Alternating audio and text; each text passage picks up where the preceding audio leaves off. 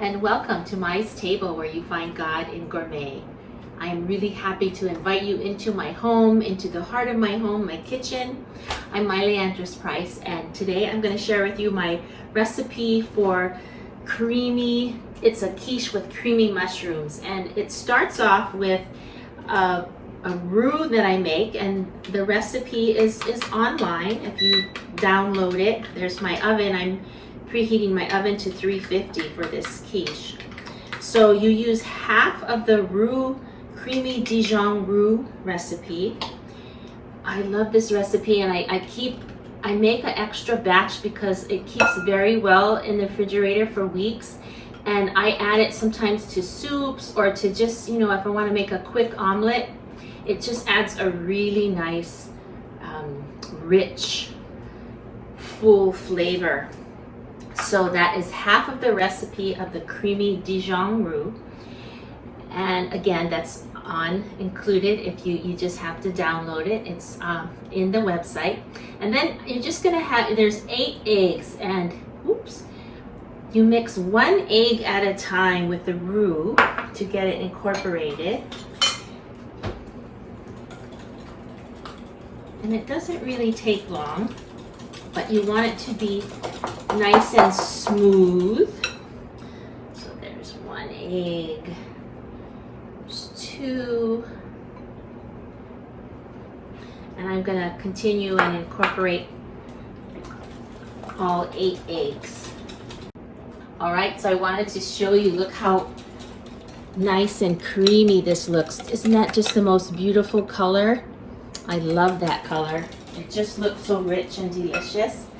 So I'm going to add a teaspoon of Tony Chachere's seasoning. Mix that up. So this is a real easy recipe to remember because there's 8 eggs, there's 8 cremini mushrooms or whatever kind of mushrooms you like. I have 8 grape tomatoes, and I have 8 ounces of grated cheese. So for the mushrooms, so long as they're clean, sometimes you can just wipe it dry or you can cut off the very bottom. But I go ahead and keep the stem on because it's very edible and very delicious. And I put my mushrooms down on the bottom before I pour my eggs in. And I have these grape tomatoes. I'm going to put a couple on the bottom. Oops, I missed cutting one. I just cut them into fourths for color and for taste. So I'm going to put some on the bottom, and then I'm going to pour this over it. Oh, wow. Yum. So good. And I want to get all of that. This is such a nice consistency with the Dijon Roux, and there's a little bit of mustard, the Dijon in there, that just adds a really nice flavor. So now that I have that done, I'm going to add the rest of the tomatoes. Doesn't that look so nice with the color?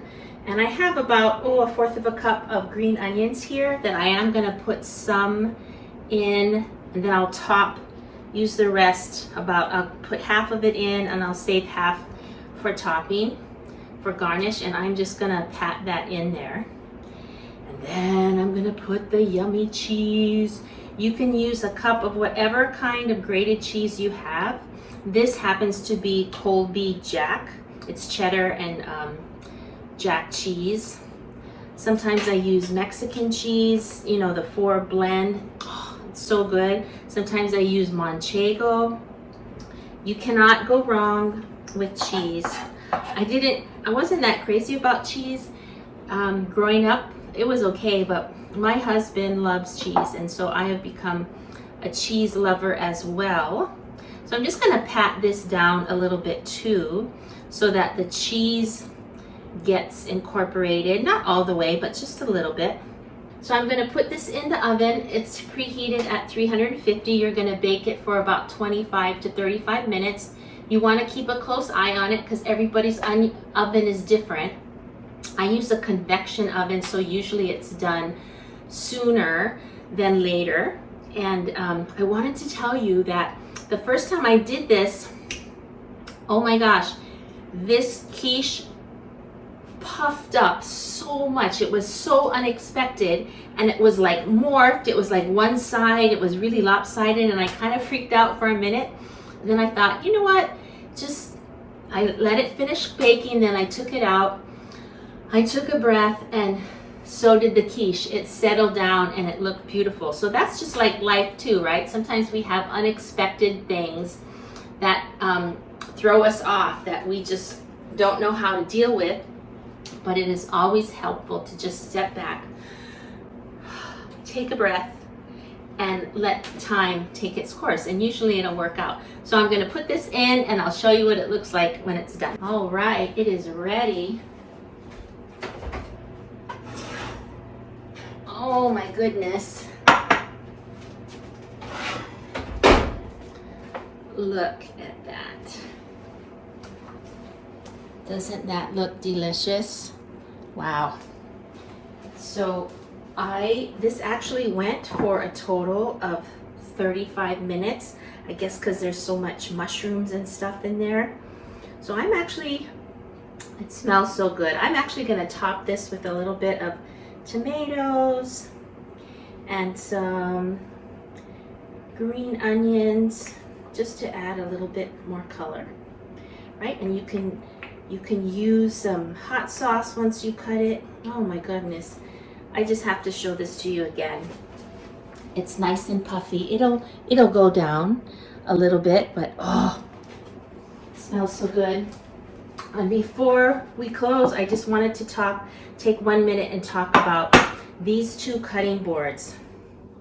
So this one, of course, is beautiful. And it was very expensive, and I love it. However, and I use it once in a while to cut, but I use it mostly to display things. This one is as old as the hills, as my mom would say.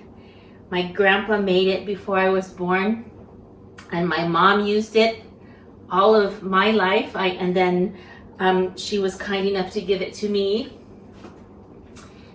Oh, and I love using this because if you've been following me for a while, I'm all about taking, when you make your meals and you eat your meals, I'm all about slowing down and connecting and being grateful. So when I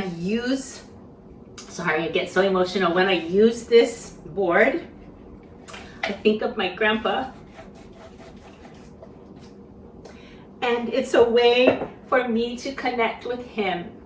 And so I'd like you to think of some ways that you can slow down when you cook, and you can be present, and you can connect with your family who has passed, or your family who's around you, because we all have to eat. Every single human being on this planet has to eat. And it's so important to make that meal prep and meal eating time one of gathering and connection and love and peace.